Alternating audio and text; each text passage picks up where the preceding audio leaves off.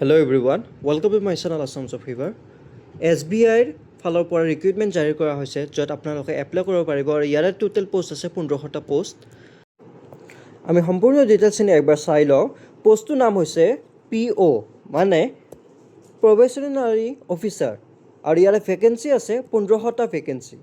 Organisation হৈছে state bank of India মানে SBI আৰু কোৱালিফিকেশ্যন বিচাৰিছে গ্ৰেজুৱেট যিকোনো ষ্ট্ৰীমত আপোনাৰ ডিগ্ৰী হ'লে হ'ল আৰু এপ্লাই মোড হৈছে অনলাইন।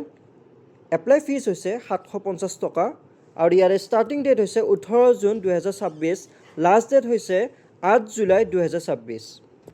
এক্সাম চেণ্টাৰ হ'ব আপোনালোকৰ ডিব্ৰুগড়, গুৱাহাটী, যোৰহাট, শিলচৰ, তেজপুৰ আৰু এইখিনি হৈছে প্ৰিলিমছৰ কাৰণে আৰু যিটো মেইনছ হ'ব মেইনটো আপোনাৰ গুৱাহাটীতে হ'ব আৰু কোৱালিফিকেশ্যন বিচাৰিছে graduation degree in any discipline, যিকোনো ষ্ট্ৰীমত আৰ্টছ হওক, কমাৰ্চ হওক বা ছায়েন্স হওক, যিকোনো ষ্ট্ৰীমৰ আপোনালোকৰ গ্ৰেজুৱেশ্যনটো জাষ্ট হ'ব লাগে। আৰু যিসকল লোকে মেডিকেল ইঞ্জিনিয়াৰিং, চাৰ্টাৰ্ড একাউণ্টেণ্ট আৰু কষ্ট একাউণ্টেণ্ট তেওঁলোকে কৰি আছে তেওঁলোকেও এই জবটোৰ বাবে ইলিজিবিলিটি আছে, তেওঁলোকে এপ্লাই কৰিব পাৰিব।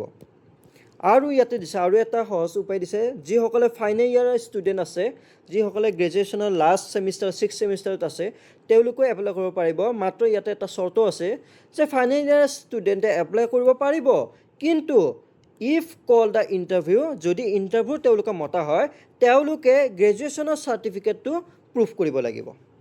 ইয়াতে লিখি যে they must produce proof of passing the graduation examination before 30 September 2026 আৰু এজ লিমিট দিছে 21 বছৰৰ পৰা 30 বছৰলৈকে তেওঁলোকে এপ্লাই কৰিব পাৰিব। যিসকল লোকৰ 21 বছৰৰ পৰা 30 বছৰ ভিতৰত বয়স হৈ আছে তেওঁলোকে এপ্লাই কৰিব পাৰিব।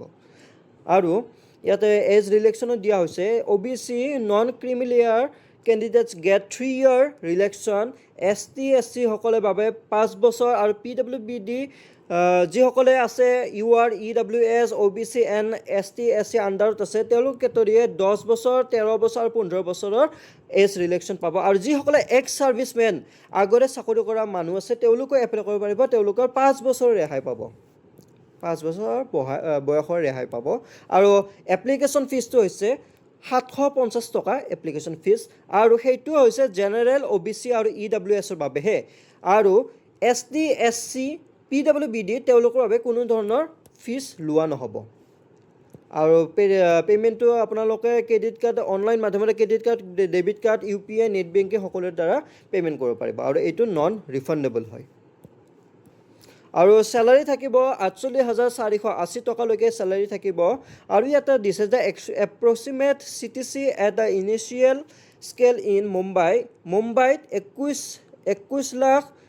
21.97 লাখ পাৰ এনাম দি আছে আৰু তেওঁলোকৰ এই ফেচিলিটিখিনিও তেওঁলোকে লাভ কৰি আছে।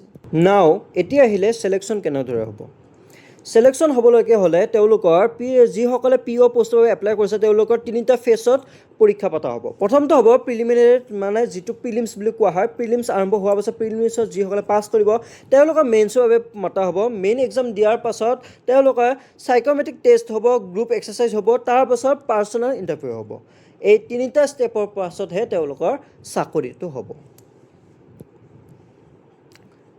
ইয়াত দিছে প্ৰিলিমছত 100 মাৰ্কৰ কুৱেশ্যন থাকিব, 100 মাৰ্কৰ মাৰ্কছ থাকিব আৰু ইংলিছ থাকিব 40 মাৰ্কৰ 20 মিনিট, কোৱান্টিটিভ এপ্টিটিউড থাকিব 30 মাৰ্কৰ 20 মিনিট, ৰিজনিং থাকিব 30 মাৰ্কৰ 20 মিনিট আৰু সময় টোটেল হৈছে 1 ঘণ্টা।